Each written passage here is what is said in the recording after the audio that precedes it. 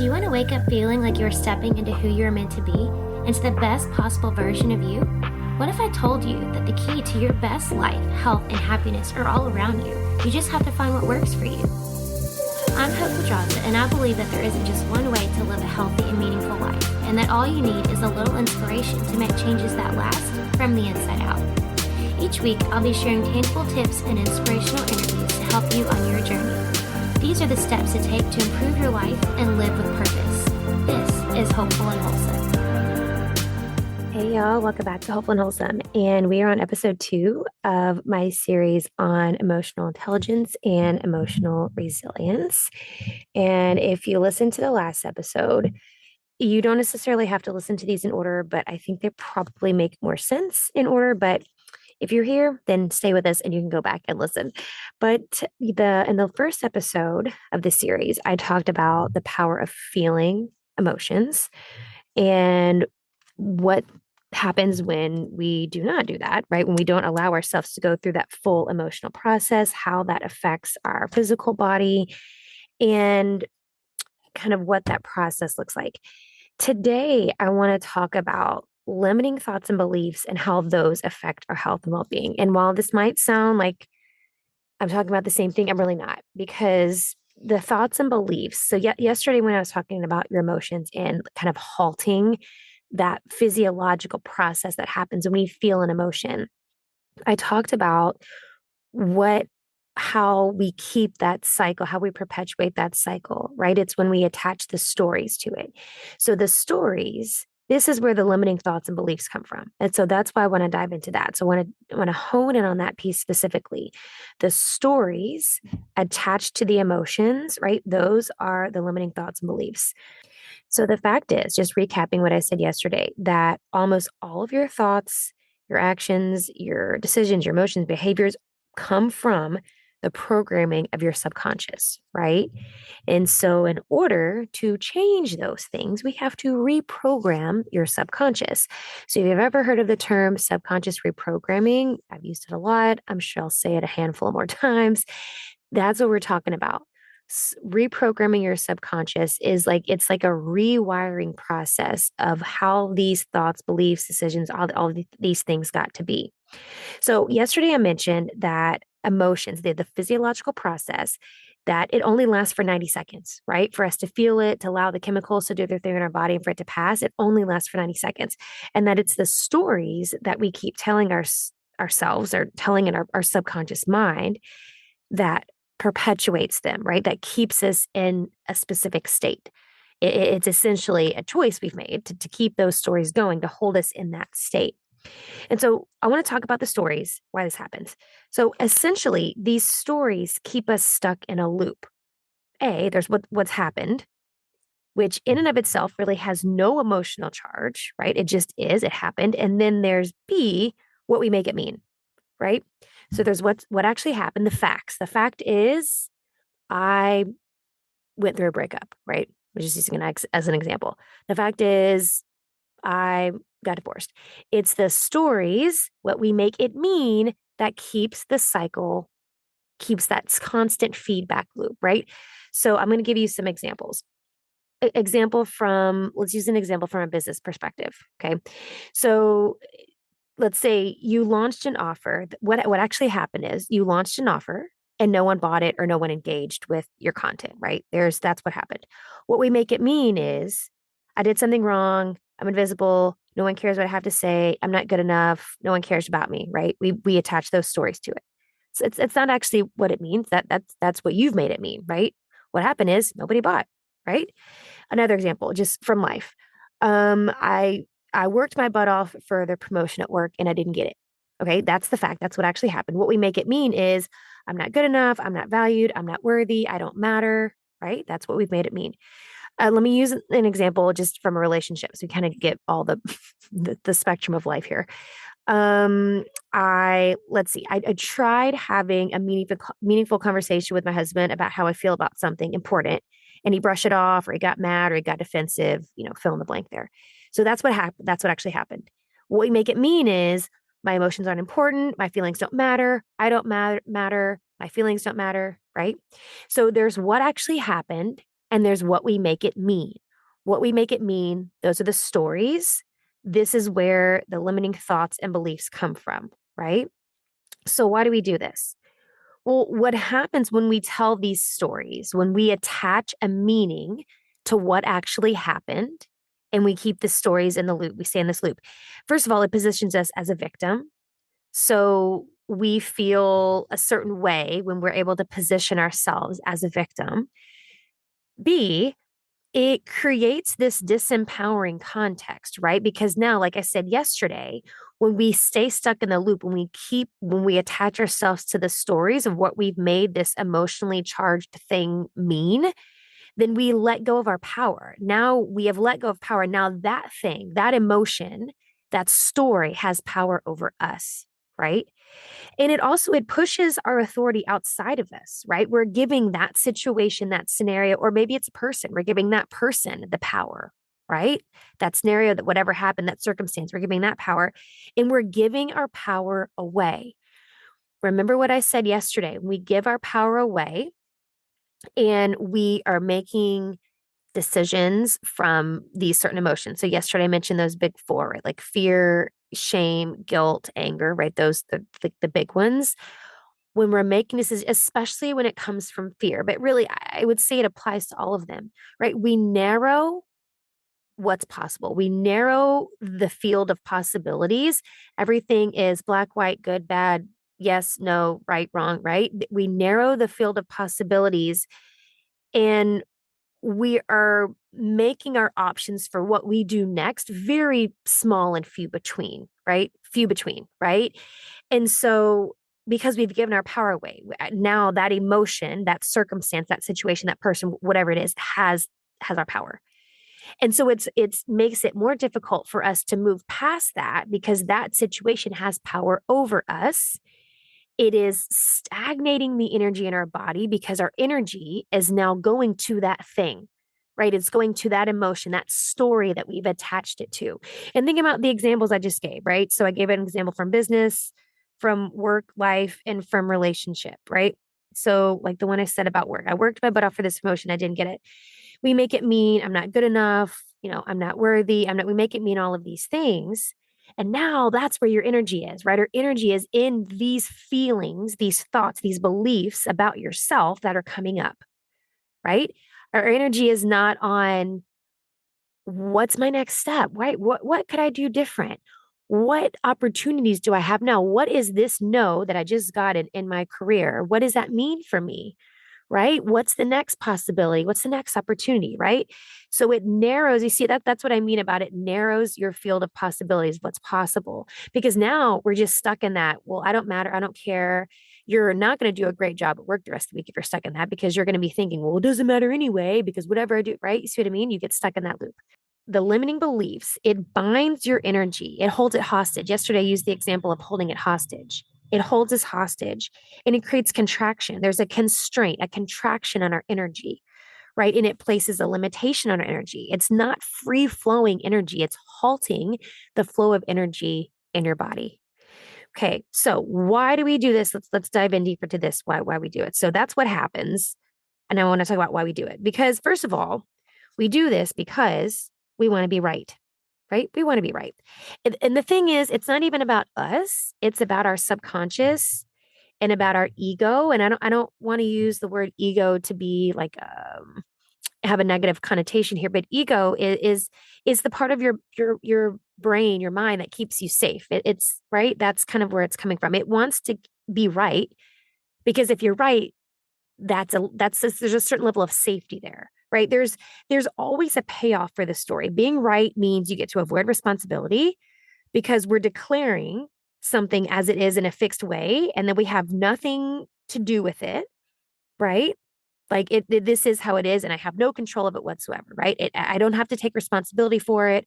I don't have to look at what I could have done different. I don't have to own up to my part. You see what I mean? So that's the first thing. We want to be right. Our subconscious mind wants to be right because that's what helps us feeling safe.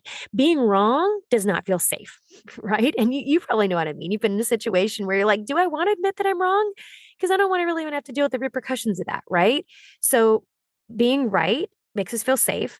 The problem here, though, is when we're doing this, and this is kind of reiterating what I said a second ago, but when we're winning responsibility, right? When we have this need to, like, I just need to be right, and that's what's going to make me feel safe in this moment, we release our power to be able to do anything about it, right? We let go of our power. It's self-abandonment. It's abandoning our own power, right? We have no power over it, and it keeps us from, like I said, looking at things like, what could I have done differently? What can I do differently? What is, what happened? What is God or the universe showing me, where I need to pivot, right? Where an opportunity is for me, right? We don't see it that way. There's another piece of this too, though. Remember, it's your subconscious mind's job to keep you safe. So if repeating these stories to ourselves, repeating these stories perpetuates that feeling of feeling safety in our subconscious mind, the loop's going to continue. The story makes us feel safe, right? Because it's like it's like, okay, well, I didn't have any control over that anyway, and so that's why it happened, and I don't have to take responsibility for it. All of these stories, the stories keep us safe. Let me use an example of what I said before. If you have a business, the example before, if you had a business and you launched something and no one bought it, and you're making it mean you're not worthy, you're not good enough, right? So then here's where the self-sabotage comes in, because now it's like, well, I don't need to work that hard to make my next piece of content anyway because nobody cares. I don't need to do that, Instagram live I was going to do because nobody cares anyway. I don't, right? And so now comes in the self-sabotage. And like I said yesterday, what Dr. Joe Dispenza says, your personality creates your personal reality. When your personality becomes these stories, your thoughts, beliefs, that's what creates your personality. Now that's going to create your personal reality. And it's just going to keep constant loop, because now your subconscious mind is going to find evidence in your outside world to prove to you that you are right.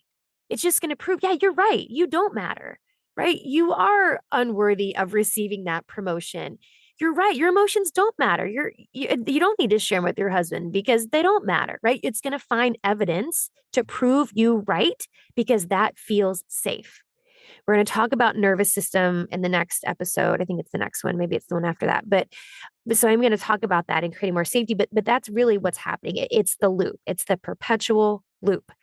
If we've done this our entire life, meaning you've fallen into the stories with every situation that happens, like every emotionally charged event that happens, and you fall into the stories, or we see the world as happening to us rather than for us or through us, right? This is part of our personality. And this keeps the loop going. So, that being said, let's think about this for a second. What happens when we eliminate the stories? What happens? Well, this might sound crazy to you, but when we eliminate the stories, everything, every situation becomes empty and meaningless, right? Stay with me here. When we're in this space of empty and meaningless, meaning nothing means anything, nothing is good, nothing is bad, right? That's what I mean by empty and meaningless. When we're in this space of empty and meaningless, we get to create whatever it is we want, whatever it is we desire at any moment in time, because there's no story attached to it. It's coming from an emotionally neutral place, and it's not charged with one of those emotions or shades of those emotions that I talked about yesterday. When everything that happens just is, there's no emotional charge to it whatsoever, the field of possibilities opens for us. And this is where I've told you the gal I've studied, Victoria Song, what she says, it opens up your supernatural abilities. And Dr. Joe Dispenza says that too. He has a book called Becoming Supernatural. And that's what they're talking about. When we let go of the emotional charge, anything is possible. We can create anything we want at any moment, whatever it is we want, because it's coming from a neutral place. When we are coming at it from this emotionally, there's like this fog or shade of that emotion. It's going to fog or shade like how we make those decisions, right? Those decisions are coming from that place of fear or from that place of grief or anger or shame or guilt, the ones we talked about yesterday. So when we let go of the stories, we eliminate the stories, that's when we open up the field of possibilities. So think about this. Ask yourself this question. When it comes to how you see yourself, how you see the world, how you see your life, are you feeding yourself with thoughts and beliefs that expand you or contract you, right? Is there resistance that you feel in your body, or do you feel expansion? Are you believing old stories, or are you writing new stories? Right? If you do not manage, if you let the power of your mind take over, if you allow it to manipulate how you are living your life, fear is going to run it. Fear is going to run your life forever. And you just can't underestimate the power of your thoughts. You just can't. When you internalize the thing, emotionally charged things that happen to you, it turns into these thoughts and these beliefs. And it's going to keep you in this state of contraction resistance. And this is how dis-ease in the body happens, y'all. I know I explained that connection yesterday with the physical body and the energetic body, but this is how it happens. It's we get into these states of contraction resistance, and it stalls out the flow of energy in the body. So think about the thoughts that linger after an emotional event, circumstance, situation, whatever. Think about it. You're letting go of your power and your energy. It's the same when you get stuck in the story. Your power comes from how quickly you can catch yourself in the middle of this limiting fear, this limitation, right? Created by a belief. That's where your power comes from. How quickly can you catch yourself? Can you catch it in the moment and shift it before it becomes internalized, before it becomes a story? Because here's the thing, we can't necessarily control what our subconscious mind is doing in the moment, but we can catch where it takes us from there. We can catch our subconscious mind telling us, like, well, yeah, you're not worthy and you didn't deserve that, right? We can catch right there, like, no, wait a minute. I am worthy. I am deserving. I do deserve this. This is just creating a different opportunity for me, right? We can catch it in the moment. So that's what I want to leave you with. I'm going to bring you into a little practice for you to take with you for your homework today. This is like full on masterclass. Okay. So first of all, I want to ask you, how often do you question your beliefs?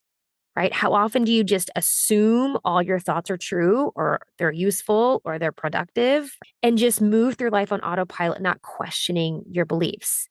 I want you to identify the thoughts and beliefs that you hold that create contraction across every topic. So think about, the big things in life. Think money, power, love, relationships, your career, your health, your family, your body, sex, time, men, women, marriage, self-care, right? The world, society, right? Think of all the big things and identify the thoughts and beliefs that you hold that create contraction within each of those. And then go through each of these kind of contraction resistance creating beliefs, and then ask yourself, what if I didn't have this belief? What would be possible if I didn't have this belief? And what if I actually had the opposite of that belief? What if I actually believed the opposite about that thing? And then feel into that and feel what happens in your body when you give yourself permission or the opportunity to have a new belief around that. Using an example, and I'll just use it because I was a gal I'm friends with on Instagram has been going through divorce, and so I saw her post about something. She's a psychiatrist, but let's just think about divorce in a situation of divorce, right? So you could have a belief about. So let's just make it about men, right? Just if you're heterosexual, think about men. So your belief might be all men are pigs, all men are dogs, right? That's your belief. So when I say the word men and immediately it brings up an emotional charge for you, okay, there you go. First of all, let's identify. So the belief for you is all men suck. So you're questioning, okay, what if I didn't have this belief, right? What if you didn't believe that? What would be possible if I didn't have this belief? Okay, well, maybe I could be more open to meeting people or going on more dates or meeting people that my friends want to set me up with, whatever. And then what if I actually held the opposite of that belief? What if I actually believed that men are inherently good? How would that shift things for me, right? And feel what that feels like in your body. And I'm giving this example for you to feel, and it doesn't have, I'll give you another example. You can make it about money. Okay. So if I say the word money to you and your beliefs about money, and immediately the belief that, rich people are bad. A lot of people have these beliefs they have to work through with their own money relationship with money. So maybe that's one that you were taught or whatever. Money, rich people are bad. People with money, a lot of money are bad. So asking yourself, what if I didn't have this belief? What would be possible for me if I didn't have this belief, right? What opportunities would open up if I didn't believe that rich people were bad? And then what if I actually held the opposite of that? That people with money, people that have money and power are inherently good. Feel how that feels in your body, how it shifts from feeling like, you feel this resistance, this contraction, to feeling like the opposite. And feel in your body how you can literally feel the field of possibilities open for you. Because if I didn't believe that, if I didn't believe, using my first example, if I didn't believe men sucked, then yeah, I've got all these opportunities for, networking events where I might meet people. I might meet available men.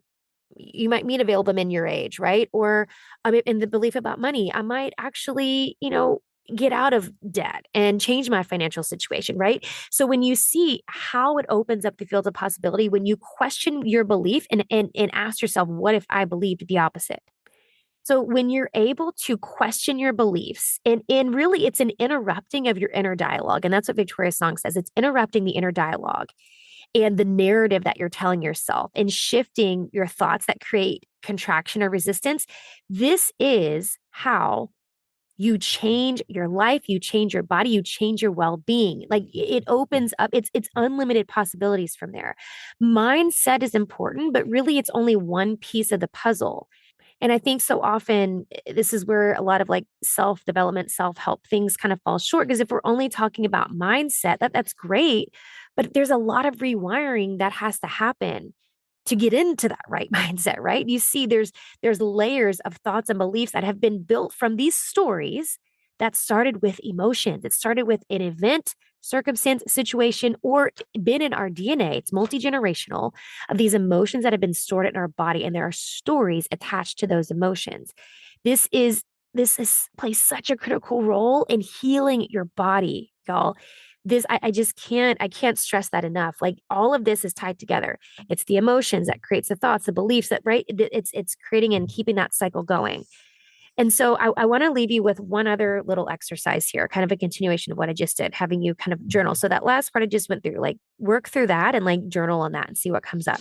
For this last little piece I want to leave you with for your homework, I'm gonna say some limiting beliefs, thoughts, beliefs that can create resistance in your body that are tied to circumstances that would have, created some an emotional charge. Okay. So these are the stories, the thoughts, beliefs that come out of an emotionally charged situation, circumstance.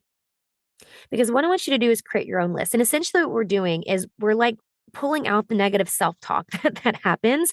Like I was just mentioning a second ago, like interrupting the negative dialogue, the internal negative internal dialogue. That's what I want you to do. So I'm just going to say some examples, and then I want you to make a list of, what your negative self-talk sounds like and what emotions that brings up, right? And I would say let's stick with like the big four that I talked about yesterday. And you could probably add a couple other ones if you need to, but I feel like typically they're under one of those four umbrellas: fear, shame, guilt, anger, the ones we talked about yesterday or the last episode. And I want you to identify it and I want you to feel it, because really the big piece of this, which I did with the other little journaling exercise I did a second ago, I want you to feel how it feels in your body. Because like I said yesterday, you can't mindset your way out of this, right? It has to be something you feel in your body to be able to feel it and let it go. The emotional process is a physiological process that happens in your body. It's not in your mind, even though you think it is, it's in your body. So we have to allow that process to complete itself. Like we got to finish that process of feeling it in our body. And so when we're going like this exercise, I'm gonna talk you through right now.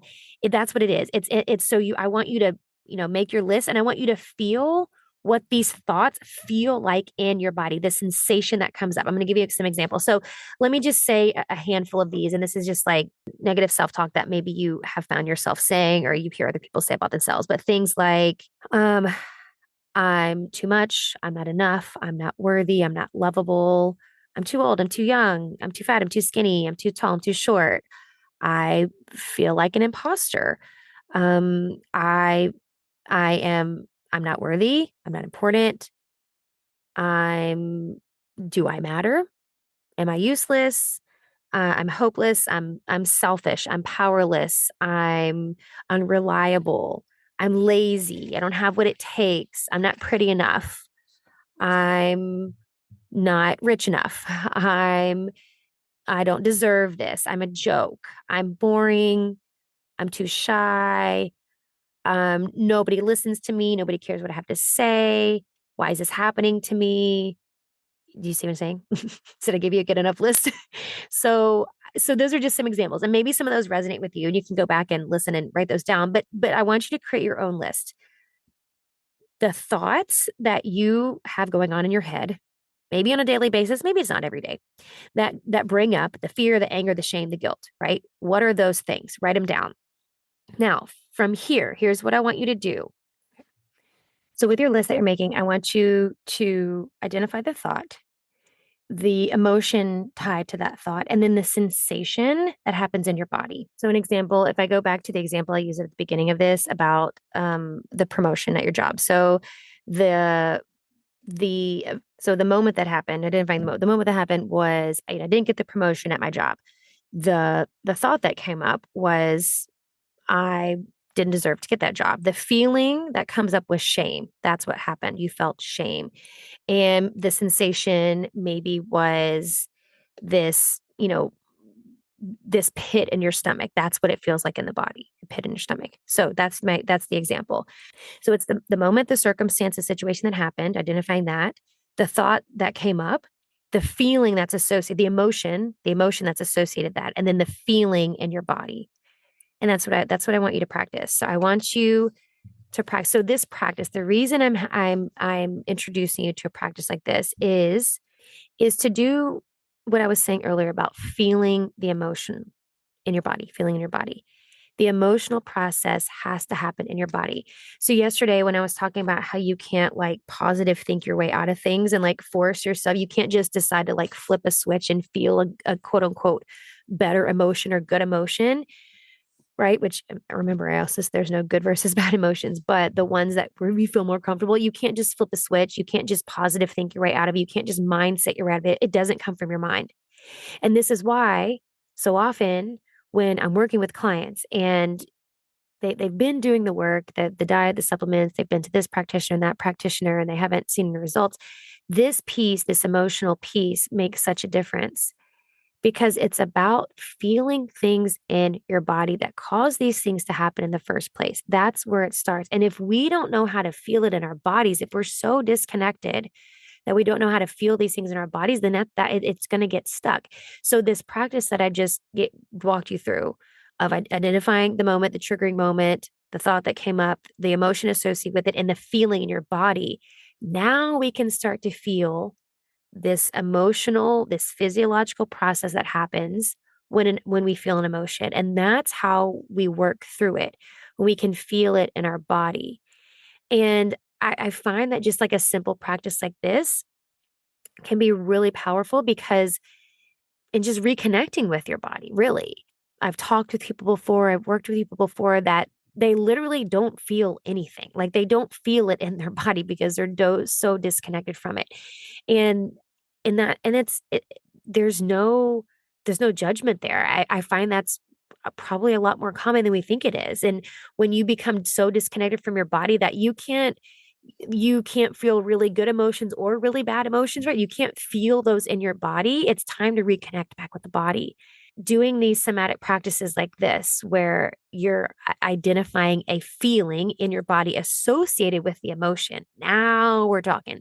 Now we can start working through things and feel like physically feel the emotions. And so yesterday I talked about feeling the emotion, working through it, but now I'm talking about literally feeling it in your body. And so I want to leave you with that for today's episode. So just to recap things that we talked about today. We talked about limiting thoughts and beliefs and how those come from the stories that we continue to tell ourselves after this emotionally triggering event that happened to us that evoked an emotion, right? Why we tell the stories, what happens when we tell the stories, and what happens when we eliminate the stories.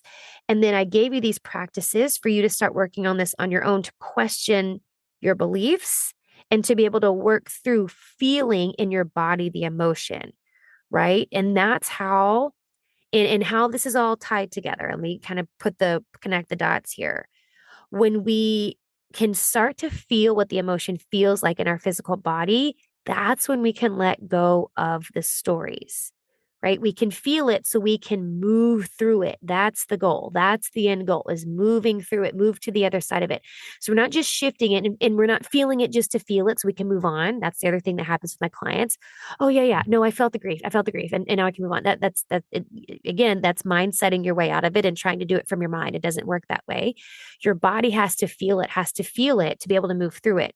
So in order for us to really be able to let go of these limiting thoughts and beliefs that are attached to these emotions that we felt, we have to feel the thing.